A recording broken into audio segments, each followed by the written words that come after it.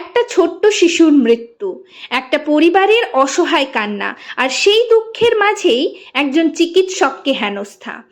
আমরা কি সত্যিই মানবিক হচ্ছি, নাকি ধীরে ধীরে হারিয়ে ফেলছি আমাদের বিবেক?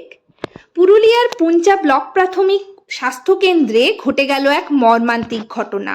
সাপের কামড়ে আহত এক 7 বছরের শিশুকে নিয়ে আসা হয় চিকিৎসার জন্য। দুঃখজনকভাবে সব প্রচেষ্টা সত্ত্বেও শিশুটিকে বাঁচানো যায়নি। এরপরই শুরু হয় উত্তেজনা, বিক্ষোভ, আর সেই ক্ষোভ গিয়ে পড়ে চিকিৎসকের উপর। একজন মহিলা ডাক্তার, যিনি নিজের দায়িত্ব পালন করছিলেন, তাকে হেনস্থা করা হয়।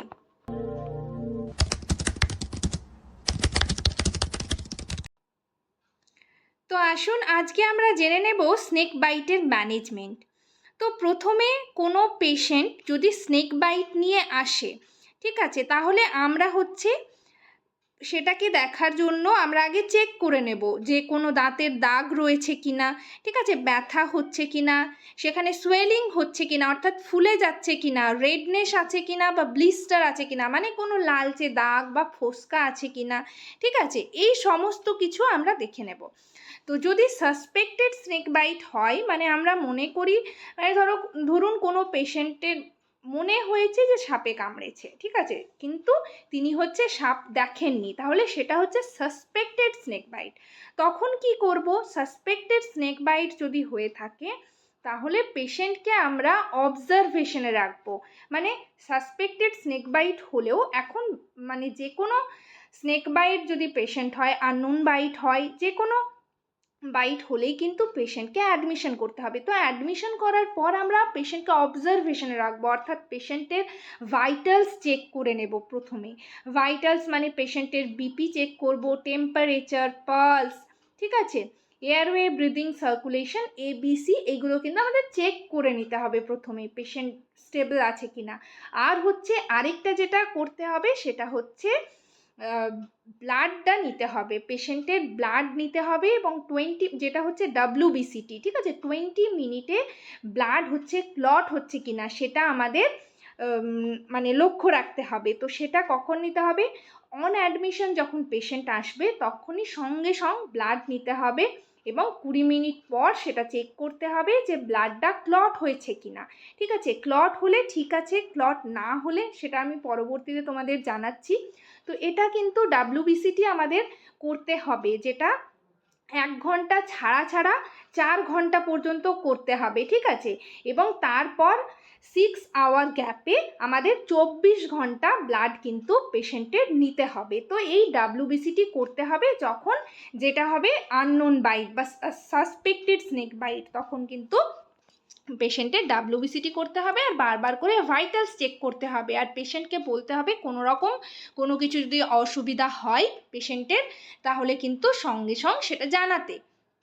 আর পেশেন্টকে যদি রাত্রেবেলায় আসে তাহলে সারা রাত মানে যাতে না ঘুমোয় পেশেন্ট, সেটা লক্ষ্য রাখতে হবে। পেশেন্ট পার্টিকে বলতে হবে যে আজ যেন রাত্রে না ঘুমোয়, তাতে যদি সকালেও পেশেন্ট আসে, দুপুরেও পেশেন্ট আসে, পেশেন্টকে কিন্তু ঘুমোতে দেওয়া চলবে না।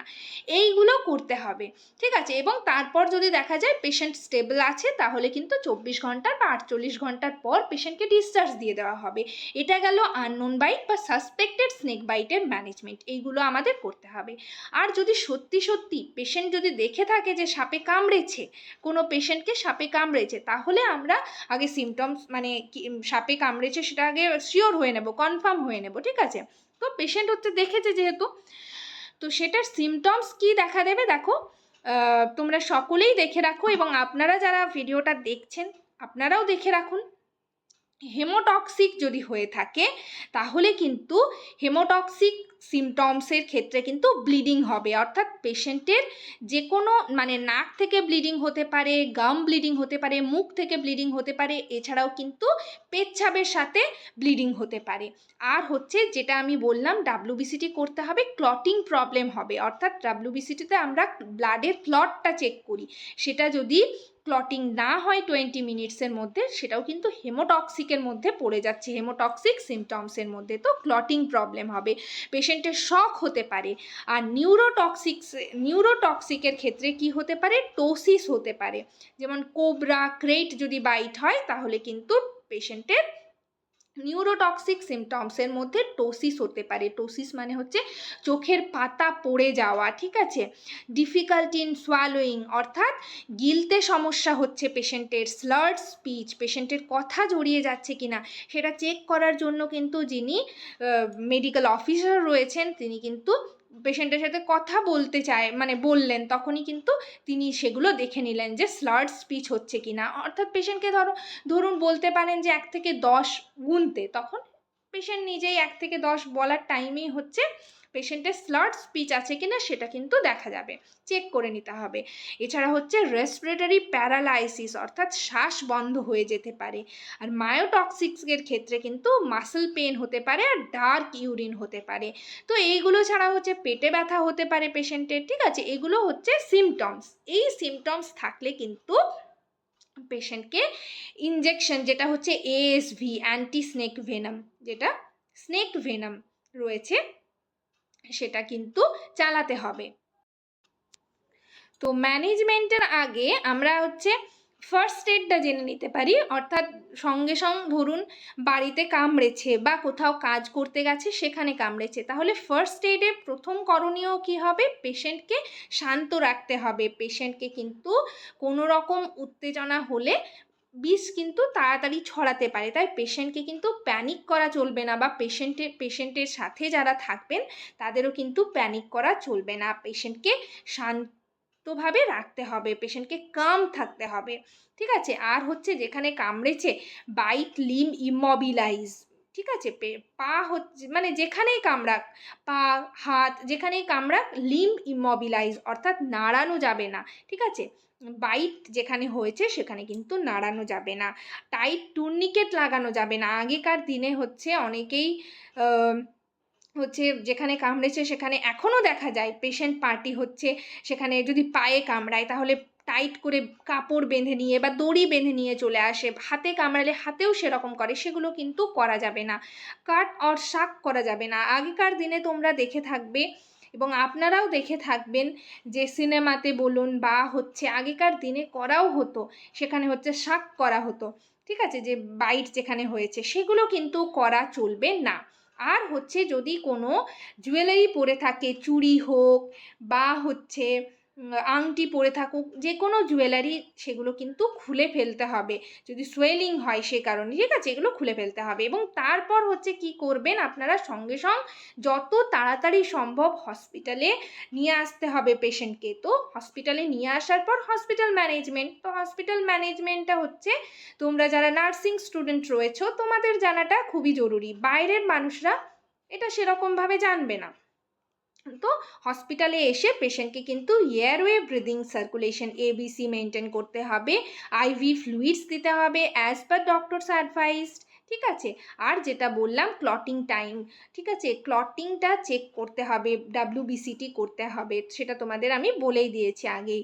আর যদি তারপর যদি সিমটমস যেগুলো বললাম, ঠিক আছে, সিমটমস দেখা দিলে কিন্তু as per doctors advised anti snake venom চালাতে হবে। এটাই হচ্ছে main treatment, anti snake venom কিন্তু চালাতে হবে।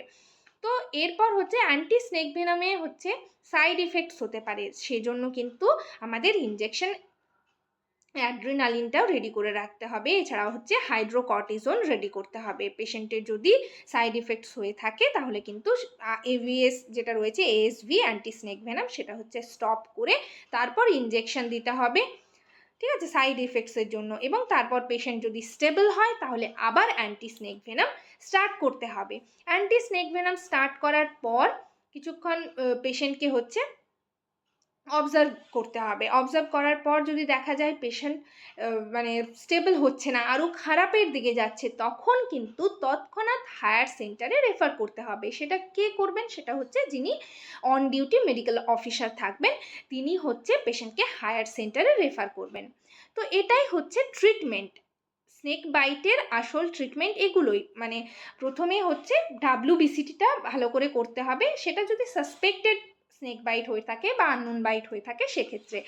আর যদি পেশেন্টের মানে সিমটমস দেখা যায়, যেমন হচ্ছে প্রচণ্ড পেটে ব্যথা হচ্ছে, পেশেন্ট বমি করছে, বা হচ্ছে নাক দিয়ে বা মুখ দিয়ে, বা হচ্ছে পেচ্ছাপের সাথে রক্ত যাচ্ছে, ঠিক আছে, পেশেন্ট ঝিমিয়ে পড়ছে, ঝিমুনি ভাব হচ্ছে, চোখ টানছে, ঠিক আছে, তারপর হচ্ছে খুব শ্বাসকষ্ট হচ্ছে, এই রকমগুলো হলে কিন্তু তৎক্ষণাৎ অ্যান্টি স্নেক ভেনাম যে ইঞ্জেকশনটা রয়েছে সেটা কিন্তু চালাতে।